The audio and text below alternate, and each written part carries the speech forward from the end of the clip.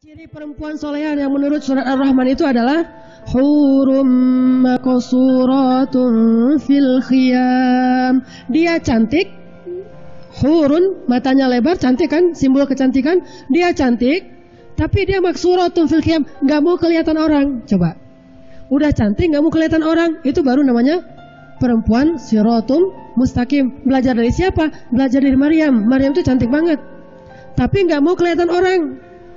Kalau ini nggak banget cantiknya, pengen kelihatan orang banyak. Padahal di PP-nya kalau orang lihat biasa-biasa aja, cuma dianya aja yang selfie. Merasa saya kok cantik banget sih, gitu ya. Jatuh cinta kepada diri sendiri. Perempuan yang soleha itu justru dia makin cantik, makin nggak mau kelihatan. Nah, calon istrinya Musa tuh kayak gitu tuh. Dia berdiri di belakang berdua dengan adiknya. Entah yang istri Musa, yang adiknya, entah yang kakaknya, nggak disebutkan. Pokoknya berdiri berdua dengan saudarinya. Dia aja berdua di belakang, nungguin kapan ya selesai ini penggembala yang laki-laki, biar kita giliran. Datang Musa ke sana, ma khotbukuma, kenapa kalian? Ada apa gitu? Kata mereka, coba lihat. Qalata, kata mereka, la naski hatta yusdirar ri'a wa abuna syaikhun kabir. Segitu aja. Panjang nggak? Sedikit. Kami nggak bisa ngasih minuman ternak dan ayah kami udah tua. Gitu doang. Enggak. Ada apa? Nggak ada apa-apa gitu. Padahal caper, ada SMS nyasar, dibalas lagi, nanti pakai emotikonnya banyak gitu ya. Emotikonnya ada yang gini-gini, ada yang melet-melet keluar lidah, ada yang begini-begini, entah apa-apa aja keluar.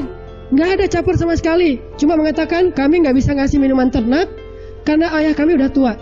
Udah segitu doang. Apakah ini dianggap sadis? Banyak kadang-kadang orang yang nggak ngerti ya. Ketika si akhwatnya ngomongnya agak serius, nggak menatap wajah secara terus-menerus sesekali aja. Terus juga kalau ngomongnya nggak ada senyum yang terlalu berlebihan, dianggap sombong banget. Itu bukan sombong, itu yang disebut dengan wanita siratul mustaqim. Perempuan istiqomah tuh gitu tuh. Kalau yang kalau yang dia tersenyum atau ini bukan juga nggak istiqomah, nggak. Boleh-boleh aja selama tidak berlebihan. Jangan juga, berarti yang senyum-senyum, yang mungkin dia ramah, berarti dia orangnya nggak soleha. Belum tentu juga. Tetapi kalau kita lihat ikonnya di Al-Quran, kisah-kisahnya, rata-rata kayak gitu tuh. Kami nggak bisa memberi minuman ternak, dan bapak kami udah tua. Segitu aja. Apakah dilarang laki-laki ketemu dengan perempuan berbicara? Nggak dilarang. Apakah harus pakai hijab? Nggak harus pakai hijab. Istilah pakai hijab kayak gini nih di dalam masjid, ini baru ada setelah zaman Nabi. Di Masjid Nabawi ada hijab? Nggak ada hijab. Di masa Rasul, di Masjid Nabawi itu nggak ada hijab. Apa buktinya? Satu, ketika ada seorang perempuan, anaknya Abu Lahab mengadu kepada Nabi karena dituduh sebagai anaknya Abu Lahab. Kata Nabi, besok kamu sholat berjamaah di masjid, duduk paling depan ya, biar kelihatan. Besok dia duduk paling depan. Sehingga Nabi mengatakan, wahai kaum muslimin, siapa yang mencela nasabku berarti dia mencela aku. Sesungguhnya semua nasab di hari kiamat terputus kecuali nasab Nabi Muhammad. Kata Umar, ya Rasulullah, siapa yang mencela nasabmu? Kasih tahu ke saya. Ya Umar, duduk. Wahai kaum muslimin, itu anak Abu Lahab. Siapa yang mencela dia karena bapaknya? Sesungguhnya dia adalah dari keluargaku, dan keluargaku itu tidak terputus nanti di hari kiamat. Ditunjuk orangnya dan kelihatan, menunjukkan bahwa di Masjid Nabawi tidak pakai hijab. Yang pakai hijab di rumah Nabi. Kenapa? Khusus istri-istri Nabi. Kalau kalian bertanya kepada istri-istri Nabi, bertanyalah waraul hijab, di balik hijab. Itu pun gara-gara Tolha jatuh cinta kepada Aisyah. Asbabun nuzulnya kan gitu tuh. Tolha bilang apa? Kalau Rasulullah meninggal, saya bakalan menikahi Aisyah. Soalnya Rasulullah udah 60 tahun, Aisyah masih 16 tahun. Kalau Rasulullah meninggal, saya akan menikahi Aisyah. Turun ayat di surat Al-Ahzab. Satu ayat itu tentang masalah hijab dan tentang masalah gak boleh menikahi istri Nabi setelah Nabi meninggal. Kata jumhur ulama itu khusus karena ada fitnahnya. Boleh pakai hijab kayak gini? Boleh. Gak pakai hijab juga boleh. Intinya soal bagaimana sikap masing-masing. Tapi kalau gak bisa jaga sikap, mending pakai hijab aja deh. Cuma kalau misalnya pakai hijab masih belum bisa jaga sikap, mending gak usah ngaji aja deh. Ngaji ikhwan hari Minggu, akhwat hari Sabtu. Tapi insya Allah di sini semuanya ngerti lah. Nggak pakai hijab pun bisa kan ya? Semangat bilang insya Allahnya. Artinya bahwa boleh ketemu Nabi Musa dengan calon istrinya walaupun mereka belum muhrim. Ya namanya juga ketemu di tempat umum dan tidak ada hubungan yang mesra-mesra, cuma ngomong gitu doang. Gimana apa? Ada apa? Kami nggak bisa ngasih minuman ternak soalnya bapak kami udah tua. Oh gitu. Ya udah langsung diambil oleh Musa. Dia ngantri di belakang para penggembala, ngambil air dengan timba yang gede-gede yang biasa dibawa oleh 2 orang 3 orang laki-laki. Musa ngangkat sendiri dan ternaknya itu bukan 1 ekor unta. Bisa ratusan ekor unta dikasih minum sendiri oleh Musa. Padahal dia baru pulang dari perjalanan jauh. Begitu capeknya masih punya tenaga. Musa terkenal orang yang sangat kuat. Sehingga Nabi sering bilang Umar itu mirip dengan Musa. Keras, kuat orangnya. Gimana nggak kuat? Dia pegang janggut kakaknya dibanting kan? Gimana megang janggut banting? Berarti itu kenceng banget. Ya ibna ummi la ta'khudz bilihyati, kata Harun. Harun itu kan orangnya lembut tuh. Wahai anak ibuku, jangan kau tarik janggutku. Lalu kenapa engkau biarkan mereka tersesat? Oh Musa, keras orangnya terhadap kebatilan. Aku sudah nasihati mereka. Wahai orang Bani Israel, wahai dan sebagainya. Ini menunjukkan bahwa Musa itu orangnya kuat, terlihat. Setelah itu Nabi Musa udah ngasih minuman ternak, dia langsung pergi. Gak ada basa-basi yang lain. Duduk, ya Allah, saya lapar. Si perempuan-perempuan ini udah pulang. Tiba-tiba salah satu di antara mereka diutus oleh ayahnya datang lagi, alastihya, datang kepada Musa malu-malu. Alastihya, malu-malu datangnya. Gimana datang malu-malu? Gimana ya, wajahnya merah kan gitu kan ya? Gimana mau ketemu, soalnya nih bukan nggak kenal, orangnya keren lagi. Terus saya nggak pernah ketemu dengan cowok lagi, belum biasa. Kalau nggak malu-malu berarti udah biasa gaul sama laki-laki.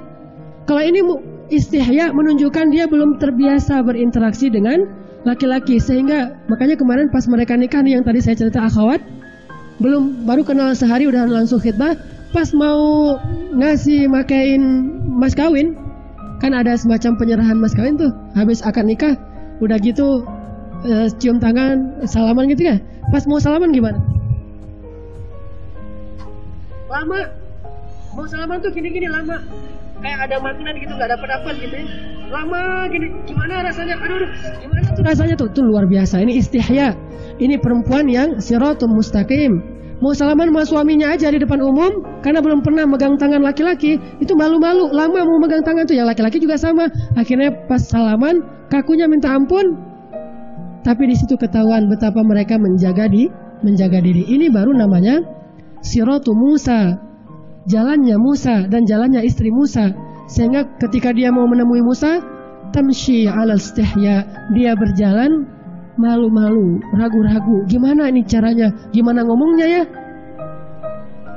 Pas dia sampai di depan Musa, baru dia ngomong, sesungguhnya bapak saya mengundang kamu untuk ngasih ujrah. Ujrah itu kalau bahasa kita upah atas ternak yang kamu kasih minum tadi. Udah gitu doang ngomongnya. Akhirnya, oh ya sudah, Musa pergi. Jalannya gimana? Musa di depan, perempuan ini di belakang. Jalannya nggak bareng, nggak pakai daun pisang, hujan. Itu mahnya tenggelamnya kapal Van der Wijk ya. Nggak gitu-gitu amat. Saya dulu waktu SMP 3 kali khatam baca buku tenggelamnya kapal Van der Wijk karena saya senang sastra, jadi saya belajar dari Hamka. Kalau di versi bukunya pakai daun pisang. Kalau versi filmnya pakai payung tradisional. Nggak ada pakai daun-daun pisang, jalan deket-deketan, nggak ada. Yang satu di depan, satu di belakang. Karena makruh perempuan jalan di depan, laki-laki di belakang. Apalagi naik turun tangga, makruh, bukan haram sih, tergantung kondisi. Apalagi kalau laki-lakinya nggak bisa jaga pandangan, sehingga si Nabi Musanya di depan, perempuannya di belakang. Nggak apa-apa kalau laki-laki di depan. Terus gimana tahu rumahnya? Tinggal bilang aja dari belakang, belok kanan, gitu kan? Belok kiri, lurus. Udah kayak navigator. Gimana? Turn left, turn right, strike apa? Belok kanan, belok kiri. Navigator kan gitu kan ya? Ya udah jadi navigator aja dari belakang. Dan itu adalah siratul mustaqim, cara laki-laki dengan perempuan yang belum saling kenal. Sampai di rumah, ayahnya ngobrol, ternyata mereka punya perhatian kepada Musa.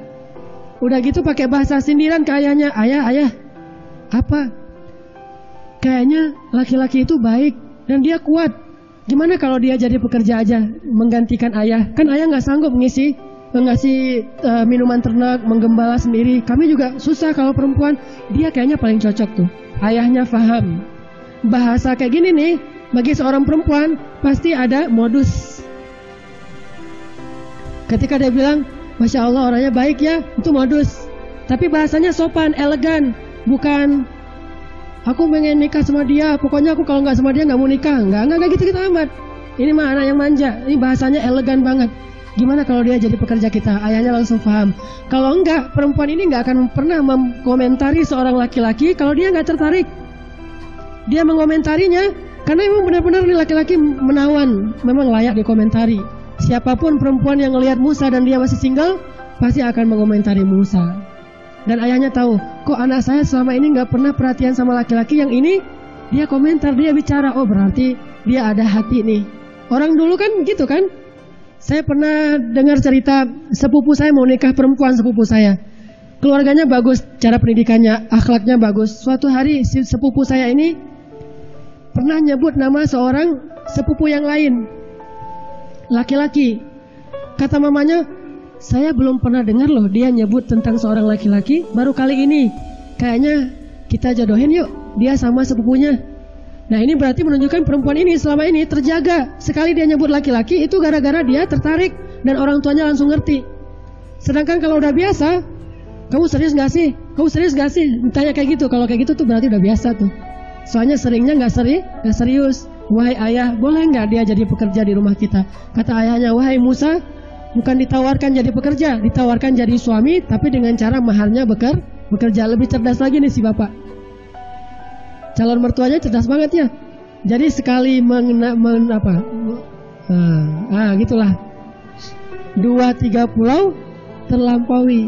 Wahai anak muda. Kalau bahasa di drama-drama radio, wahai kisanak gitu ya. Maukah engkau menikah dengan putriku? Sesungguhnya kami ini orang baik, kan gitu kata dia. Sesungguhnya kami ini orang baik, maksudnya sesungguhnya aku dan putri-putriku ini orang yang terjaga. Putriku itu bukan orang-orang yang sembarangan, bukan perempuan yang biasa. Dia orang yang aku jaga sejak dia kecil. Maukah engkau menikah dengan putriku? Dengan mahar bekerja selama 8 tahun atau 10 tahun, terserah kamu. Terserahnya 8 atau 10. Kalau terserahnya 1 tahun atau 2 tahun masih mending. 8 tahun atau 10 tahun, berat juga nih maharnya. Menunjukkan apa? Perempuannya tuh keren juga nih. Makanya Musa mau. Kalau enggak Musa enggak mau juga. Kalau enggak karena perempuannya nih cantik, solehah, anak orang yang mulia. Sehingga Musa 8 tahun pun ya enggak apa-apa lah. Sengsara membawa nikmat. 8 tahun kerja dulu, selesai itu nanti bisa mendapatkan istri yang solehah, yang mendampingi Musa dalam perjuangan dakwah. Karena kalau bukan istri yang solehah, enggak sanggup mengarungi perjalanan dakwah yang berat. Nabi sanggup berada di Mekah 13 tahun dengan dakwah yang luar biasa berat karena siapa? Khadijah. Belum ada Aisyah. Aisyah mungkin gak bisa menggantikan Khadijah dalam urusan-urusan di Mekah. Makanya Allah takdirkan Aisyah itu munculnya di Madinah. Ketika Islam udah jauh lebih mudah. Tapi ketika di Mekah, bukan Aisyah yang mendampingi Rasulullah, tapi Khadijah. Dathiruni, zammiluni. Itu kata siapa? Kata Rasul ke Khadijah. Kata Allah, ketika Khadijah menyelimuti Rasulullah, membuat Rasulullah nyaman banget tidurnya, datanglah Allah mengatakan, ya ayyuhal muddathir. Pergi lagi Nabi berdakwah, pulang-pulang, zammiluni, selimutin saya. Kecewa, sedih, diselimutin sama Khadijah, ya ayyuhal muzammil. Ini menunjukkan bahwa butuh perempuan yang luar biasa mengerti tentang agama, faham dakwah, loyal terhadap agama untuk menguatkan seorang laki-laki dalam gerak dakwahnya di luar rumah. Karena itu berat.